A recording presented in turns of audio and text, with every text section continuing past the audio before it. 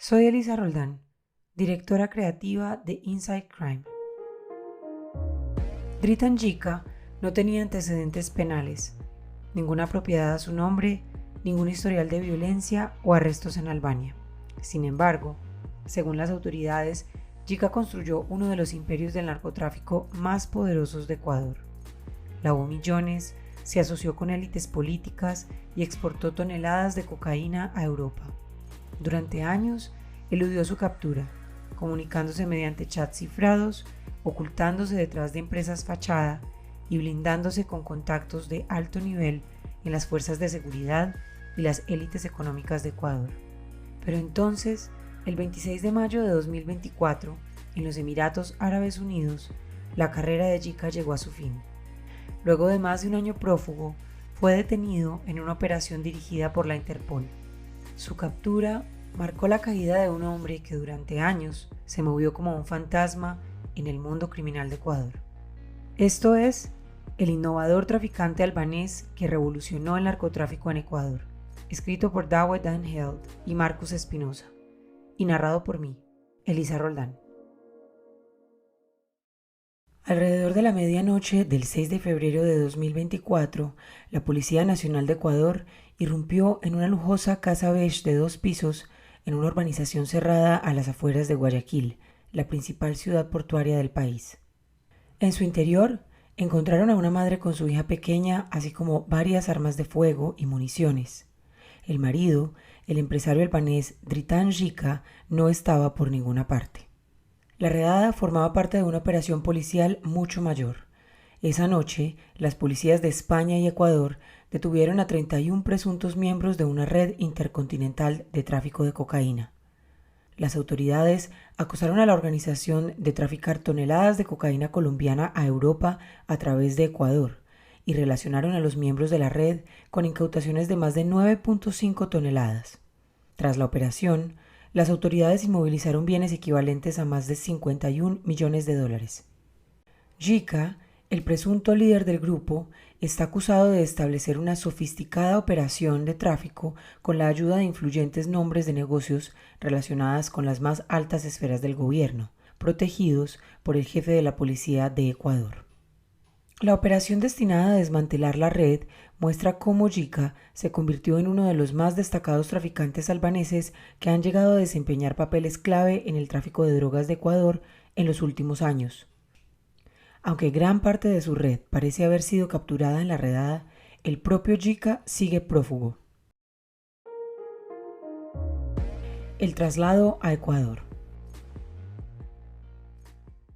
Jika nació el 28 de diciembre de 1976 en una ciudad llamada Shkodër, en el norte de Albania. Pero más allá de esa información básica, hay pocas huellas de su vida.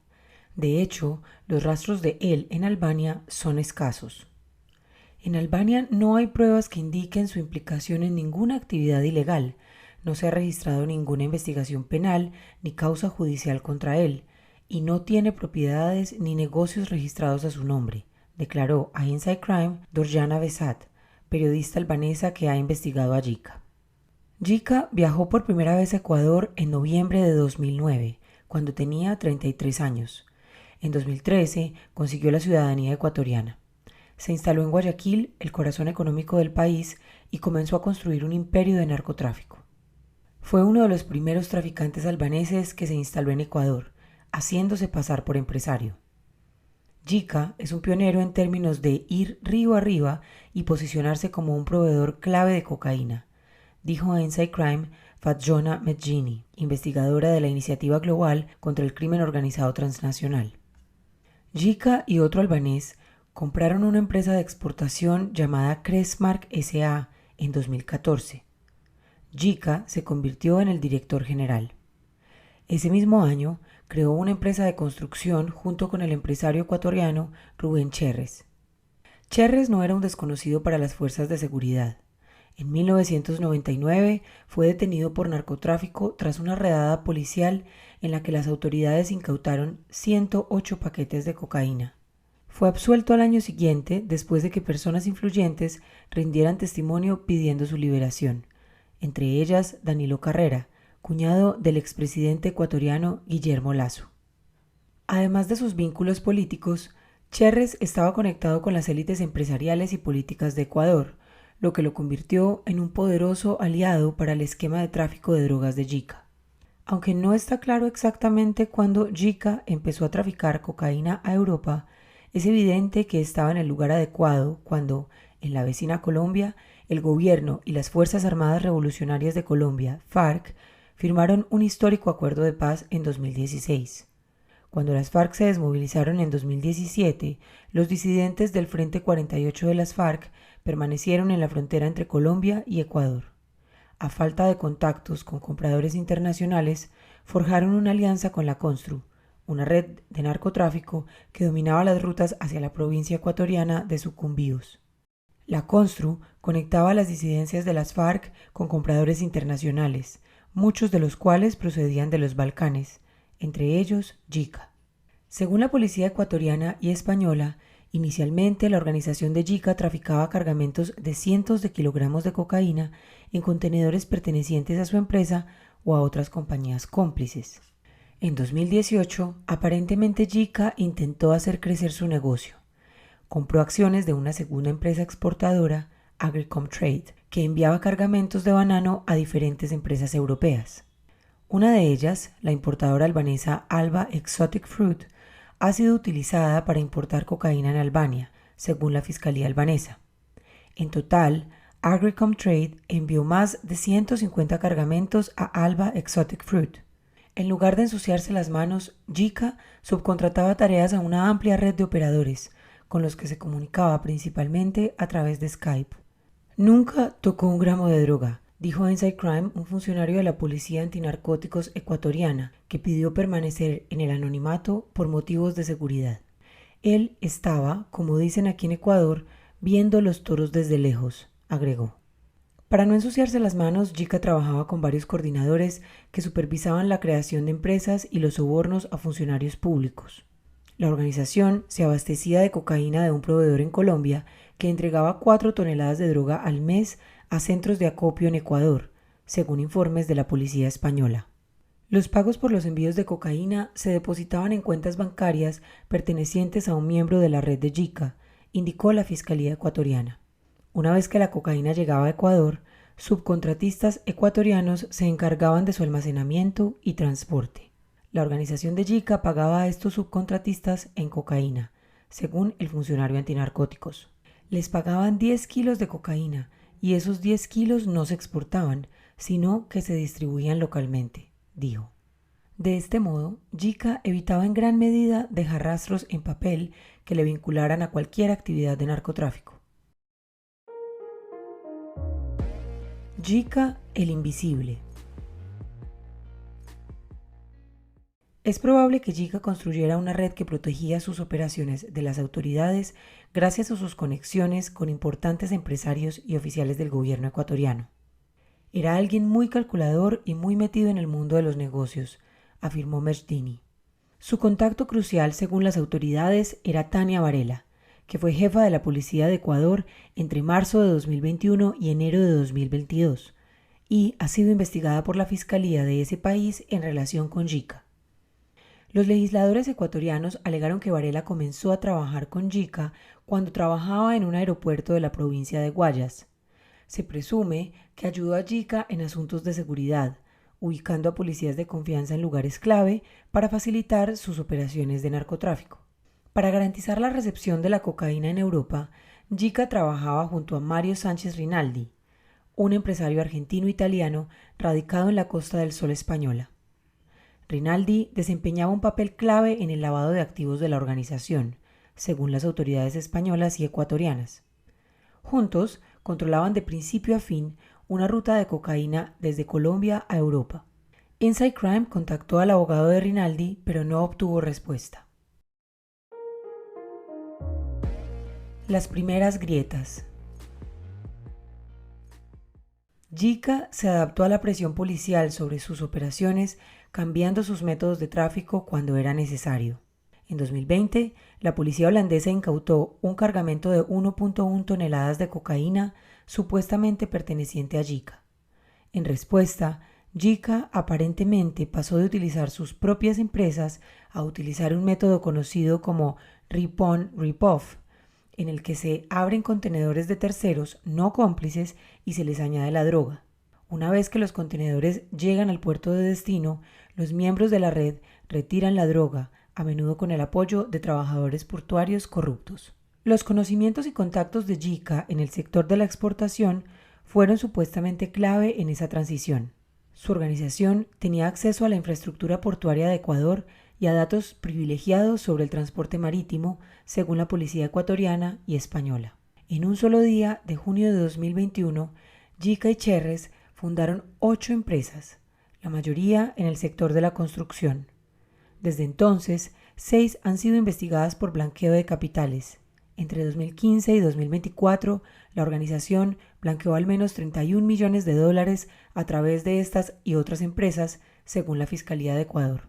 Sin embargo, a mediados de 2021, la Policía Antinarcóticos de Ecuador inició una investigación que identificó a Jica como la cabeza de una red de tráfico de cocaína en la que participaban Cherres y otros empresarios ecuatorianos. Varela, entonces jefe de la policía, parece haberlos salvado de ser procesados. Apartó a los investigadores del caso en septiembre de 2021 y los reasignó a zonas de todo Ecuador. El caso se cerró meses después, en enero de 2022, justo después de que Varela fuera destituida por el entonces presidente Lasso. En mayo de 2024, la fiscal Diana Salazar reveló la existencia de una investigación contra Varela y otros 2 generales de la policía por asignar personal y dejar crímenes impunes. En febrero, Varela negó las acusaciones que la relacionaban con la estructura criminal. Inside Crime no pudo contactarla. El imperio se desmorona. Jica fue objeto de un creciente escrutinio a principios de 2023, cuando un aluvión de noticias mencionaron su nombre en relación con un esquema de corrupción de alto nivel. El 9 de enero de 2023, el diario ecuatoriano La Posta dio a conocer los detalles de una red de corrupción encabezada por Carrera y Cherres. Lasso, por su parte, afirmó su apoyo a Carrera. Más tarde, el 13 de febrero de ese año, La Posta publicó la investigación policial de 2021 que vinculaba a Cherres y por ende a Carrera con Jica y su red de narcotráfico. Esto reveló las operaciones de Jica a la opinión pública y llevó a la reapertura de la investigación que había sido cerrada en enero de 2022. Finalmente, el 23 de febrero de 2023, un grupo de legisladores liderado por el periodista y entonces diputado Fernando Villavicencio publicó un informe con más detalles sobre las conexiones de Jica con el narcotráfico. El informe también daba detalles sobre la supuesta relación entre Varela y Jica y afirmaba que Lasso conocía los vínculos entre Carrera, Cherres y el narcotraficante albanés desde julio de 2021. El revuelo nacional que generó el informe puso a Lasso en la mira por las presuntas actividades de su cuñado y los esfuerzos de su gobierno por encubrirlas. La investigación sobre Carrera se reabrió y los posibles vínculos de la familia de Lasso con narcotraficantes albaneses contribuyeron a un escándalo político que culminó en un proceso de destitución contra el entonces presidente. Villavicencio fue asesinado meses después. Escapando de las autoridades. Según informes de prensa, Jica abandonó Ecuador el 9 de enero de 2023, el mismo día en que La Posta difundió la información sobre la red de corrupción encabezada por Carrera y Cherres. Desde entonces, no está claro si ha orquestado operaciones de narcotráfico. En marzo de 2023, Cherres, su socio, fue asesinado. Cherres había sido un testigo clave en el proceso judicial contra la red de narcotráfico de Jica. Carrera está siendo investigado por el fiscal general de Ecuador por dirigir una red de corrupción junto con Cherres, pero no respondió a la solicitud de comentarios de Inside Crime. Las grabaciones telefónicas publicadas en marzo de 2024 sugieren que Jica podría haber querido asesinar a Cherres por una deuda pendiente. También parece que Jica ha cedido acciones de varias de sus otras empresas, incluida Agricom Trade, a miembros de su organización criminal. Desde entonces, estos miembros han sido acusados de blanqueo de capitales para la organización de Jica, a través de transacciones ilícitas realizadas a través de estas empresas. La operación conjunta de febrero de 2024 desmanteló gran parte de la presunta infraestructura de tráfico de JICA. Ya muchos miembros de alto rango de su organización fueron capturados. Actualmente se enfrentan a juicio por los cargos de narcotráfico y blanqueo de capitales en Ecuador. No obstante, la actividad económica de JICA en el país suramericano ha continuado a pesar de su ausencia. En octubre de 2023 fundó la empresa Riomel Gold Corporation, dedicada al comercio de metales preciosos. Riomel Gold sigue activa a la fecha según el Registro Mercantil de Ecuador. Inside Crime no pudo comunicarse con JICA ni con Riomel Gold para obtener comentarios. Desde la captura de los presuntos aliados de JICA, las autoridades ecuatorianas no han arrestado a ningún otro narcotraficante albanés de importancia, pero la demanda de cocaína en Europa sigue siendo alta y otras redes transatlánticas están cubriendo el vacío de la oferta.